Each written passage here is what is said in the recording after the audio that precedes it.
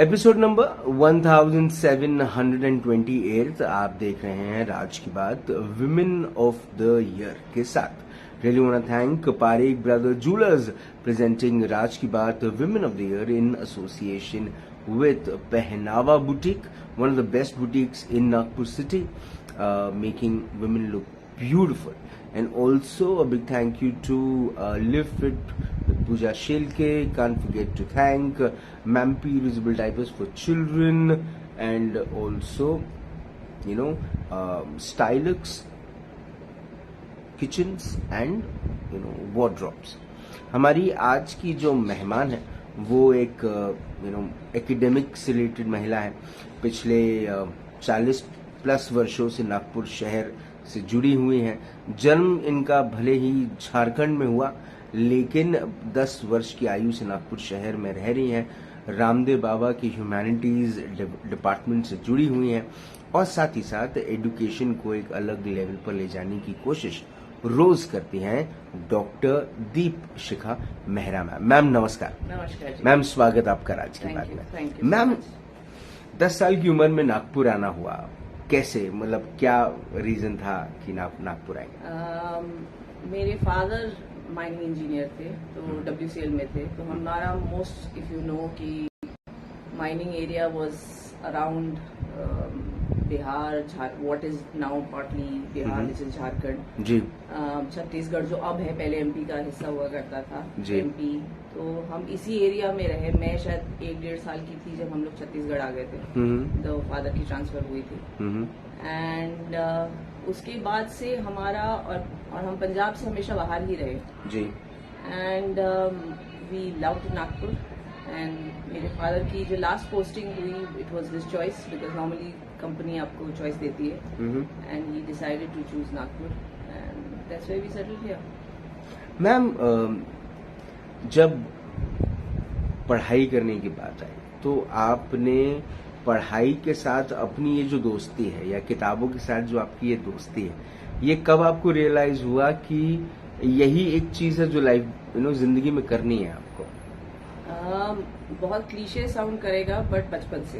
Okay. Because I was not an extrovert, I was an introvert. तो मेरे लिए my mother used to make me sit with magazines. She used to give me magazines, and I used to go through magazines for hours together. And everybody used to be surprised कि इतना छोटा सा बच्चा है और एक किताब लेके बैठा हुआ है और कर रहा है जी। और मेरा good play time used to be being a teacher. So मैं अपनी किताबें हाइपोथेटिकल इमेजिनरी बच्चों को डिस्ट्रीब्यूट कर रही होती थी जी। तो आई गेस वहीं से कहीं ना कहीं एक the association with books, the association with reading, the association with nature कि आई थिंक देन वो बोलते हैं, कहा जाता है कि एक बच्चे के दिमाग में जो चीजें बचपन में इम्प्रिंट हो जाती हैं, I think they have an impact and they continue. हाँ जी। तो अगर मैं आपकी कहानी जानना चाहूँ तो ये शुरू होती है जब आप 10 साल की उम्र में नागपुर आई। उसके बाद क्या क्या चीजें हुई अब तक? उसके बाद में आई वॉज इन KV वायुसेना नगर, बिकॉज उस टाइम वही एक CBSE स्कूल था जो ट्रांसफरेबल जॉब जो होते थे उनके बच्चों के लिए, and excellent school. And from KV then I did my till my junior college. I was in KV, then SFS college, then my MA, Masters in Economics, then my MPhil in Economics. Then I took a break for a certain period of time. I worked and then went to do my PhD. And that is what my educational journey was. Nature के साथ में associate होना शुरू हुई when I was doing my PhD. Wildlife photography. Wildlife photography came at a later stage. I mean, there are lots of layers in this journey. So, बचपन से क्योंकि जंगल के आसपास रही थी, इसीलिए नेचर की तरफ हमेशा ही there was always a connection with nature. Ji. And my mother had a very important role to play there because she used to humanize nature for us, saying कि उनको भी दर्द होती है, उसको रात को मत हाथ लगाओ, they are sleeping. जी। And I would also say one of our चौकीदार was a tribal there in Chirmiri. मैं छोटी सी थी तब, जी। उनको रोज रात को एक कहानी सुनाता था। That was a source of entertainment. और उसकी सब कहानियों में कोई एक एनिमल या बर्ड होती थी। जी। And again he would humanize them. तो मेरा एसोसिएशन वहां से शुरू हुआ, but then when I started doing my PhD I got in touch with my MA teacher, Dr. Rucha Ghate, and she became my mentor. Major role played by her in grooming me. So natural resource management, mainly forests, इससे related हमारा जो socio economic research हुआ वो उनके साथ शुरू हुआ जी। तो when I came back into teaching, तब मैंने ये एनवायरमेंट क्लब शुरू किया, बिकॉज मुझे लगा कि technology is always blamed for speeding up the destruction of environment. Absolutely.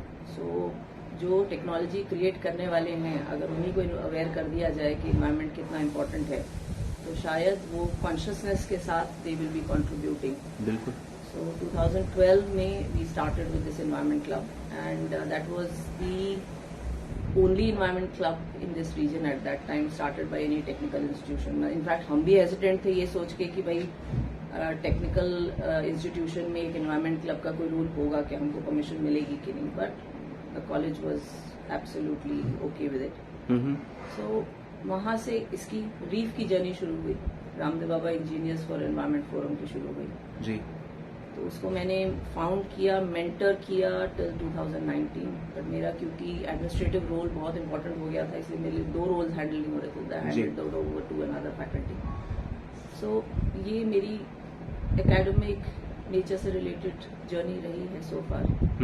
Ma'am, ये जो एनवायरमेंटल बैलेंस की आप बात करती हैं और आप कोशिश कर रही हैं कि technology and environment hand to hand जाए, एक साथ जाए, मैम, पर ये पॉसिबल है क्या? बिकॉज हम देख रहे हैं कि करीब मैम मैंने एक बच्चे के साथ इंटरव्यू किया in my show junior of the year, जहां पर मैं बच्चों के साथ इंटरव्यू कर रहा हूँ। तो उस बच्चे को जब मैंने पूछा कि लोग पेड़ काट रहे हैं अपार्टमेंट बनाने के लिए, तो उसने कहा कि वो जो काट रहे हैं पेड़, उनको भी पता रहना चाहिए कि उस अपार्टमेंट के अंदर में वो लोग रहेंगे जिन्हें ऑक्सीजन की जरूरत पड़ेगी। तो ये पेड़ काट के वो आज तो फायदा कर रहे हैं लेकिन कल का नुकसान कर रहे हैं। बट मैम, ये एक बहुत बारीक और बहुत इम्पोर्टेंट और बहुत स्थापित बात है, मतलब ये कॉमन सेंस इसको बोल रहे हैं। मैम, क्या कमी लगती है हम आपको कि लोगों में कॉमन सेंस की कमी है? कॉमन सेंस या फिर ये सिर्फ मैम एक इसे ईर्ष्या बोलेंगे, इसे सेल्फिशनेस बोलेंगे? Multiple factors actually. एक तो ये है कि आप देखिए ट्रेडिशनली हम इंडियंस जो थे, हमारे सारे रिचुअल्स में नेचर का बहुत इंपॉर्टेंट रोल है जी। मगर over a period of time हम बिना रीजन के रिचुअल्स करते हैं। हम किसी ने क्वेश्चन पूछा तो किसी के पास, एल्डर के पास जवाब होता नहीं था जी। इसीलिए वो शायद वो कनेक्शन टूटता गया। बट जो कनेक्शन अभी भी विलेजेस में आपको बहुत स्ट्रांगली नजर आएगा, मगर वहां भी टूट रहा है बिकॉज कहीं ना कहीं there multiple factors. I mean I would say through my PhD I found out कि बहुत कम विलेजेस में ट्रेडिशनल नॉलेज बच गई है, सिंपली बिकॉज कॉलोनियल रूल के टाइम जो फॉरेस्ट पॉलिसी बनी थी उसमें उन्होंने ट्राइबल्स को निकाल ही दिया जंगल से बाहर, जो उनकी it was their traditional right जी। तो जो चीज से आपका कनेक्शन खत्म कर दिया जाएगा तो उसकी तरफ आपकी जो नॉलेज है वो भी डिप्लीट होती जाएगी जी। तो कहीं ना कहीं हम Indians who were basically by civilisation we are conservatives, we conserve things, we were disconnected because of that. तो मेरे हिसाब से वो एक स्ट्रॉन्ग रीजन है कि वो डिस्कनेक्शन जो आ गया है। एंड अगर आपको जो आप मेरे को क्वेश्चन पूछ रहे हैं और जो आपने मेरे को कहा अबाउट द गर्ल, उसी में वो आंसर था जी। कि अगर एक इतनी छोटी सी लड़की रियलाइज कर रही है जी, so the idea is that in young minds में वो चीजों को डालना, सो दैट कहीं ना कहीं in the future there are people who are built to protest, built to take a stand, built, and when they become decision makers, at least as decision makers, when they're taking a decision, they keep this element also in mind.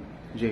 One of the reasons I also feel is कि development की benefits आपको directly दिखते हैं, road बनती है आपको दिखता है, environment के benefits आपको directly नहीं दिखते, ना ही वो उसकी money value आपको समझ में आती है जी। इसीलिए उसको sacrifice करना becomes easy. But ma'am, you've traveled the world. You have seen, the world, the other side of the planet very closely. Yeah.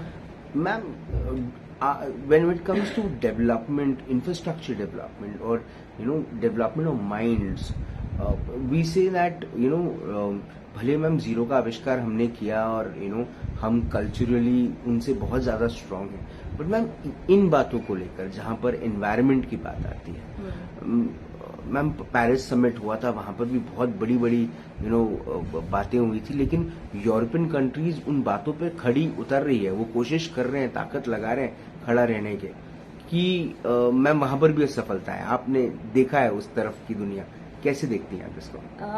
देखिए, मैं शायद कुछ चीज ऐसी बोलूं जो अंडर डेवलप्ड नेशंस बहुत ब्लेम कर रहे हैं डेवलप्ड नेशंस को फॉर इयर्स, कि आपने अपना डेवलपमेंट किया, आपने एमिशन स्टैंडर्ड्स की तरफ ध्यान नहीं दिया, मगर अब आप हमको हाउ शुड आई से नागपुरी भाषा ज्ञान दे रहे हैं। हाँ। कि भाई आप ये नागपुरी भाषा जी, कि आप अपना डेवलपमेंट मत करिए, हाँ। आप अपना सब चीज बचा के रखिए, डेवलपमेंट हम करेंगे। तो बेसिकली जो बेंचमार्क्स ये सारे समिट्स में, ये सारे एग्रीमेंट्स में सेटअप किए जाते हैं, उसमें developed world is not. Developed world को ये भी कहा गया था कि you have to give to the developing nations, you have to give funds to the developing nations for them to conserve, to be able to maintain certain emission standards. वो नहीं हुआ है। So हम डेवलप्ड नेशन को तो बिल्कुल नहीं बोल सकते हैं कि उन्होंने सारी चीजें की हैं और हमने नहीं किया है। बहुत बेंचमार्क्स उन्होंने बिल्कुल नहीं फॉलो किए हैं। इस बार जाके COP26 में मोदी जी ने थोड़ा बहुत इनिशिएट किया है, वेयर ही हैज सेड कि we are going to be going towards solar, majorly towards solar, where he has put in certain promises and targets to say 2030 तक हम ये करेंगे, एमिशन स्टैंडर्ड्स अपने जीरो पे ले आएंगे, ईवी की तरफ जाएंगे, जो दिख रहा है टू सम एक्सटेंट कि हो रहा है जी। So I don't think developing nations are guilty, developed nations are equally guilty. Ma'am, जब हम एजुकेशन की भी बात करते हैं तो भारत विश्व गुरु के स्वरूप दुनिया में अपने आप को स्थापित करना चाहता है। एक तरफ हम अगर अपनी एजुकेशन सिस्टम को देखें तो मैम 1930 के बाद हम बहुत कम देखते हैं कि एजुकेशन पॉलिसीज में रिफॉर्म्स आए या कुछ बहुत ज्यादा चेंज ओवर हुआ, लेकिन हाल ही में जो न्यू एजुकेशन पॉलिसी है उसको लेकर काफी एक्साइटमेंट सिर्फ एजुकेशनल फ्रेटर्निटी में नहीं लेकिन स्टूडेंट्स में भी है। आप इसको किस तरह से देखते हैं?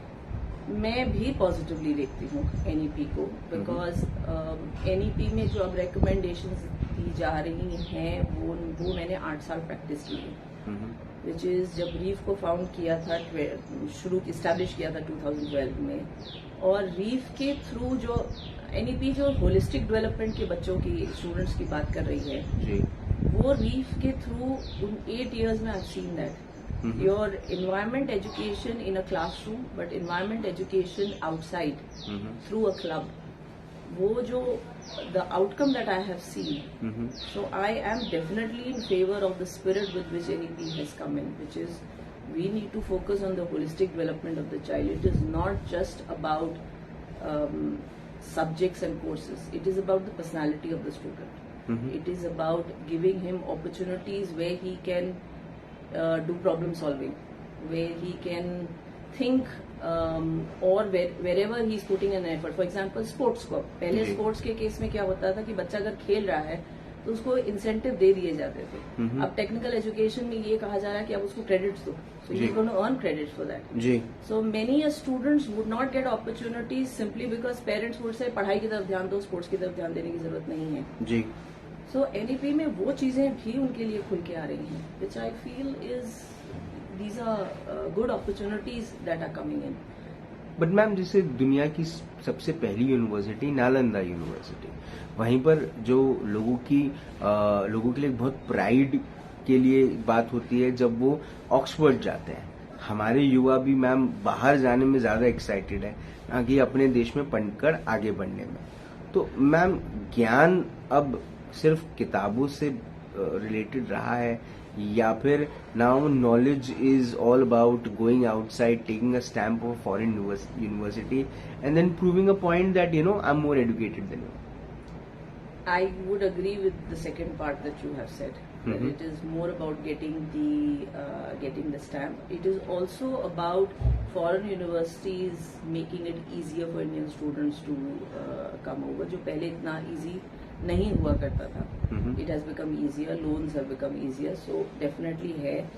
मैं again एक बहुत controversial सा term use करूँगी जिसमें शायद लोगों को थोड़ी सी तकलीफ हो, which is a colonial hangover. हम अपने कलोनियल हैंगओवर पे अभी भी हैं, जिसके कारण हमको लगता है कि anything which is offered by the western world is more superior than what we traditionally had. And I would say that the current government has in fact initiated this fact of introducing Indian traditional knowledge as part of the curriculum. Because you see, अब बहुत simple सी बात है, अगर आप you are a confident citizen you will be a confident contributor. अगर आप इस inferiority complex के साथ जिएंगे कि भाई वो सुपीरियर है, हमारा तो दिमाग है ही नहीं, तो जो वो बोलेंगे वही चलेगा, तो फिर how do we grow as a nation. जी. सो इंडियन ट्रेडिशनल नॉलेज का जो कोर्स है उसके पीछे का ऑब्जेक्टिव यही है कि do understand your traditional knowledge and how scientific and how superior it was. उसको सुपरस्टिशन के नाम पे गोली मार दी गई थी. जी. राइट. तो वो that is what is being undone now. So maybe this reverse will happen once we start becoming proud of the fact that we are more than good enough. Ma'am सिर्फ चर्चा के लिए, हाँ जी. क्योंकि आप बैठी हैं आज समक्ष, तो ये बात पे मैं जरूर आपका पर्सपेक्टिव चाहूंगा कि मैम कितने दुर्भाग्य की बात है ये. इसको मैं दुर्भाग्य बोलूं या सौभाग्य, लेकिन एक भारत में अगर किसी को डॉक्टर बनना है तो उसको करोड़ों रुपए लग जाते हैं बनने के लिए, टू बी अ डॉक्टर. और उसके बाद फिर आपको कुछ मिलता नहीं है. आपको सरकार की तरफ से कोई सब्सिडी नहीं मिलती है, कोई अलग से बेनिफिट्स नहीं मिलते हैं. जबकि अगर आप उज्बेकिस्तान जैसे देश से अगर आप डॉक्टर बनना चाहते हैं तो मैम आज आप 15-20 लाख रुपए में डॉक्टर बन सकते हैं, और वहां की डिग्री आप यहाँ इस्तेमाल करके प्रैक्टिस भी कर सकते हैं. तो यहाँ पर मैम ये थोड़ा सा ये मेल मिलाप नहीं हो पा रहा. आप क्या सोचते हैं इसको लेकर? आई एग्री विद यू कि ये चीज डेफिनेटली है, और ये चीज आज नहीं डेवलप हुई है. It has been there. हमने उसको उस सिस्टम में आने दिया. कहीं ना कहीं आई feel that these aspects also definitely have to be taken care of. Because हमको अगर एजुकेशन को अप्रोचेबल बनाना है जी, तो these aspects definitely have to be looked into. और टेक्निकल एजुकेशन या professional education from that point of view हमारी country में अभी भी थोड़ी सी डिफिकल्ट है. बट आई फील कि quality still very good. That's why Indian doctors do very well, who have been educated in India, do extremely well in America. So जो Uzbekistan में या यूक्रेन में पढ़े हुए हैं, बांग्लादेश भी exactly. जी. सो उनकी क्वालिटी क्या है उसके ऊपर मैं नहीं कमेंट करना चाहूंगी जी. बट हमारे आप वर्धा की बात कर लें या नागपुर के मेडिकल इंस्टीट्यूशंस की बात कर लें, वहां से जो लोग निकले हुए हैं उनकी जो क्वालिटी है, मुझे नहीं लगता है कि that comparison would be fair. Of course what you are saying is absolutely, but that's a commercial comparison. Yes. I am looking at the quality part of it. People coming out and then proving, going out to the world and proving. Ma'am, इस show के माध्यम से हम ये भी कोशिश करते हैं कि महिलाओं के उस एस्पेक्ट को भी हम उस पर चर्चा करें जिसको लेकर वो बड़ी प्रतिबद्ध हो जाती हैं. विवाह जो आपने नहीं की. मैम, पूछने में बड़ा डर रहा हूं, लेकिन नहीं पूछूंगा तो मन बड़ा सा विचलित रहेगा. मैम, विवाह क्यों नहीं किया? मेरे ऊपर कोई प्रेशर नहीं डाला गया था. That most of the time is the reason why people leave things. And education was important. I wanted to study, wanted to do my PhD. So I guess that was the reason I was given the freedom to say, do what you wish to do. If this happens in the process, very good. If it doesn't, then let that not hold you back. And that has been the case with all the girls in our family. All the boys in the family. कोई compulsion किसी के साथ नहीं है. So the next generation also is doing extremely well. I've got a niece who is managing director in a company. I have a niece who is director HR in a 7-star. I've got a nephew who is with Microsoft pretty high. So सबके case में one is a shipping. So सबके case में ऐसा है कि आपको freedom दी जा रही है. आप choose कीजिए. If you feel that this is essential for you, fine. Not essential for you. Ma'am ये जो इसको मैं रूल नहीं, इसको मैं पॉलिसी बोलूंगा. हाँ जी. और पॉलिसी ऑफ फ्रीडम ये क्या लड़कियों को दे देनी चाहिए? बिकॉज मैम जैसे ही लड़की 18 साल पार करती है उसके वोटिंग राइट्स तो उसको मिल जाते हैं, but only to choose a political leader, not to choose that the person the girl doesn't want to get into a relationship और doesn't want to marry, wants to focus towards the career और would like to have a great life. Ma'am ये हम society में इसकी ये समझा कैसे पाएंगे या इसको आसानी से समझना कैसे चाहिए? नहीं, बहुत डिफिकल्ट है. It is definitely very very difficult and I think it would be case basis. I mean parents पे बहुत डिपेंड करता है, पर पेरेंट्स से भी ज्यादा सोसाइटी की इंटरफियरेंस जो है वो plays a very important role which creates pressure on the parents and as a result the parents buckle under pressure ji. and इसीलिए वो प्रेशर फिर वो बच्चे पे आता है आगे जी. अगर आप गर्ल चाइल्ड की एजुकेशन और इन सब चीजों की बात कर रहे हो, एक तरफ आप उसको एजुकेट करना चाहते हो, दूसरी तरफ आप उसकी फ्रीडम ये डिसीजन मेकिंग की ले लोगे जी. So if education is teaching her decision making then what is the point of her education if she can not take that decision. So I do not think parents and I think things are changing. Things are changing where girls definitely are doing extremely well because potential उनमें बहुत है. And if you see all academic results that come in, girls are doing pretty well for themselves. So अब parents को कहीं ना कहीं realise हो रहा है कि भाई इतना पढ़ गई है, इतना मेरिट लिस्ट में बन गई है, तो she let her choose what she wants to do and let her take a future decision as well. Ma'am very quickly मैं चाहूंगा कि आप you just throw your light on a topic like divorce. What's your thought about it? I think the increasing number of divorces. That's the question. Multiple factors, I think, because हो क्या रहा है, अब थोड़ा सा शायद कंट्रोवर्शियल फिर हो जाएगा. अरे चलेगा मैम. चलेगा. मुझे ऐसा लग रहा है कि women have changed their role. They've stepped out of the house, but men maybe have not changed their role, which is they're still expecting कि लड़की अगर सारा दिन काम कर रही है, equivalent to what he is doing at workplace, she will still come back and cook. So I think differences of opinion वहीं से आ रहे हैं because आप कह रहे हैं एजुकेशन दीजिए, उसको एम्पावर करिए, तो वो अपनी एम्पावरमेंट को यूज कर रही है ना. तो कहीं ना कहीं डिफरेंसेस आप कहोगे कि लड़की की एजुकेशन के कारण उसका डिवोर्स हो रहा है, उसकी अवेयरनेस के कारण मे बी कहीं ना कहीं लोगों की अब वो पेशेंस लेवल डाउन हो रही है. कहीं ना कहीं उनको लग रहा है कि नहीं भाई I have put in equal number of hours, so why should I be sitting in the kitchen and cooking for everyone, I am tired as well जी. सो मुझे लग रहा है मेट्रो सिटीज में ये जो रोल है वो थोड़ा थोड़ा रिवर्स हो रहा है. The men are no longer shying away from entering the kitchen, but second level cities में जहाँ पे women are still working, वहाँ पे उनका traditional role अभी भी expect किया जा रहा है. And child adoption. Good idea. A very good idea.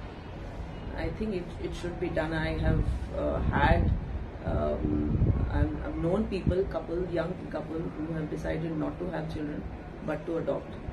And very much capable of having their own children, but have decided to adopt. So I think child adoption is a very, very good idea. Ma'am, I would not force you to answer this question with giving an explanation, but then do you have a political view?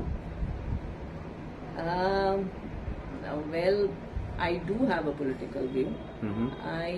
My political view is centered around anybody who works for this nation. That is how simple it is. As a person who's been in academics, I normally do not share my political view, neither do I allow that to come in my assessments or anything else. Mm-hmm. But otherwise, anybody, any party who is ready to work for the growth of this nation, is ready to get all the evils out of this nation, I am for that particular. And currently, I feel Mr. Modi is doing a brilliant job. Ma'am, humanities की जो subject है उसकी अगर बुनियाद अगर आपको समझानी पड़े कम शब्दों में तो कैसे समझाएंगे? Concentration on human values.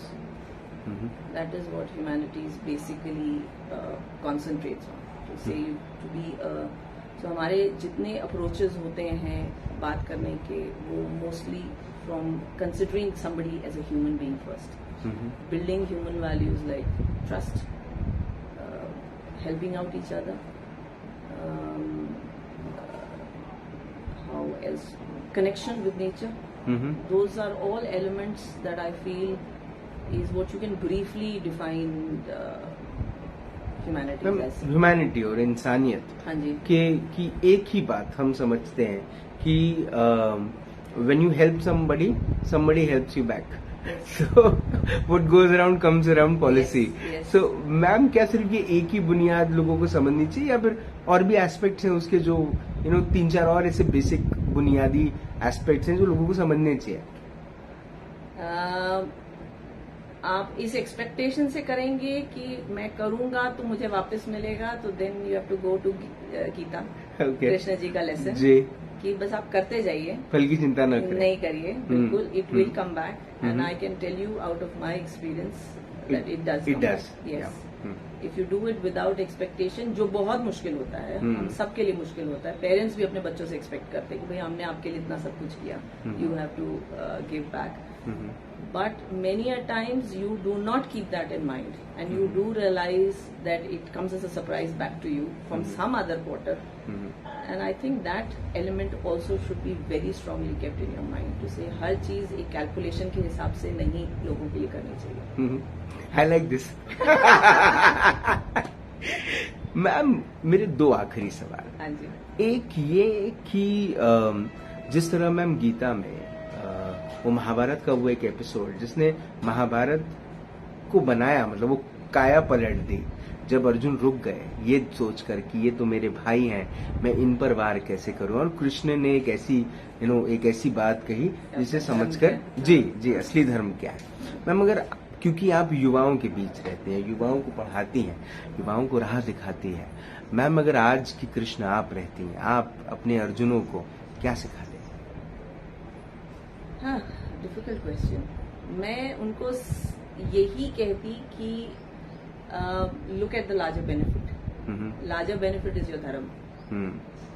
अगर आपको अपना पर्सनल उसमें कहीं नुकसान थोड़ा बहुत हो रहा है, so you need to let go of that and look at the larger benefit. So if working, मैं बहुत छोटा सा मतलब एग्जाम्पल यहाँ दे रही हूँ कि अगर आपको आपके Sundays, every other Sunday you have to go out and work for the environment, for example. It's for the larger benefit. जी. Why should you think about your कि मेरा एक संडे जा रहा है? कोई बात नहीं, अगर वो संडे चला जाता है. So I think वही स्पिरिट के साथ रीफ ने 8 साल मेरे मतलब मेंटरशिप में काम किया. And it without with this expectation कि we have to build a brand out of it or whatever it is, we continued to work, continued to give. And eventually it built up in the sense कि लोगों को automatically लगता था कि reef के बच्चों को बुला लो, बहुत डिसिप्लिन्ड हैं, एनवायरनमेंट को अच्छे से समझते हैं, इनको इन एक्टिविटीज में आप इन्वॉल्व करें.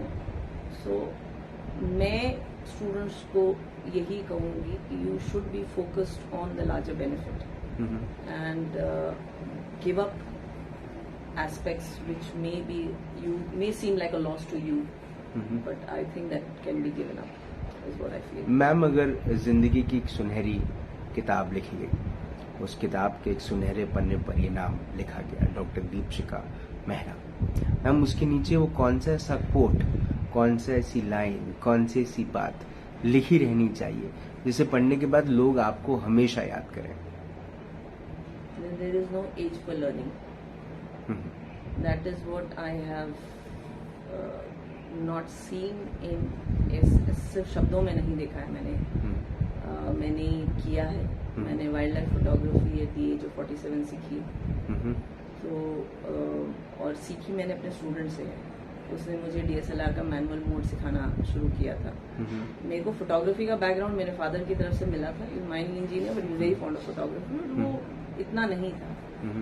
सो I feel that there is no age for learning and you should remain a student all your life, that's how you will go. Ma'am आज मैंने मैम 1700 से ज्यादा एपिसोड में कर चुका हूँ, नंबर आपको पता है, 1728वां एपिसोड है ये। मैम इन सब एपिसोड्स में कुछ ऐसे एपिसोड्स हैं जो मेरे दिल के करीब है। मैम उन टॉप 3 एपिसोड में मैम आज एक एपिसोड शामिल हो गया।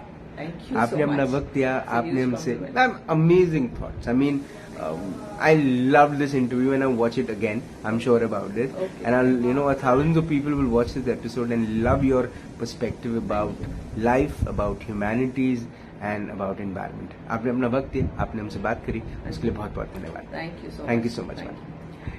ये जो शेर है ना, ये मेरा फेवरेट शेर है और मैं अक्सर यहाँ पर ये शेर कहता हूँ कि प्रेम परिचय को पहचान बना देता है, वीराने को गुलिस्तान बना देता है। मैं अपनी नहीं, डॉक्टर दीपशिखा मेहरा की कहता हूँ, अपने काम के प्रति समर्पण का भाव इंसान को भगवान बना देता है।